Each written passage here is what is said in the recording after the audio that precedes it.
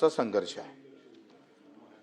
मंत्री महोदय, आपल्याला माहित आहे का हा व्याघ्र प्रकल्पामध्ये जी गावं अजूनही पुनर्वसित झाले नाही आणि ते पुनर्वसित न झाल्यामुळे त्यांना एवढा त्रास आहे। मी स्वतः पैदल फिरलो तेव्हा फॉरेस्टवाल्यांनी एका शेतकऱ्याच्या मधातून नाली खोदून ते वावरच बेकार केलं।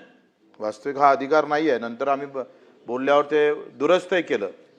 पण याच्यात मुळात कसं आहे, पिण्याचं पाणी फॉरेस्ट अडवतं, म्हणजे पिण्याच्या पाण्याची पाईपलाईन टाकायची असेल तर दिल्लीपर्यंत परवानगी घ्यावं लागतं, 10-10 वर्ष परवानगी येत नाही, रस्त्याची परवानगी भेटत नाही, प्राथमिक आरोग्य केंद्र अजूनही आम्ही सांगतोय हा जो येतो ना, हा संघर्ष वाढत जाईल, हा प्रचंड वाढत जाईल। मी सांगतोय तुम्ही त्यांना त्यांचं जगणं मंजूरच केलं नाही, फॉरेस्ट सोबत तो आदिवासी जगू शकतं हे मान्य केलं पाहिजे। जे आदिवासी आता हा जन्म आम्ही पाहतोय तिथून कधीच हटणार नाही, त्यांनी सांगितलं का आम्ही पुनर्वसन करणार नाही। आणि अर्धे अधिक गावं उपसभापती महोदय 4 महिने आहे, 8 महिने बंद असतं, तिथे जाऊ शकत नाही।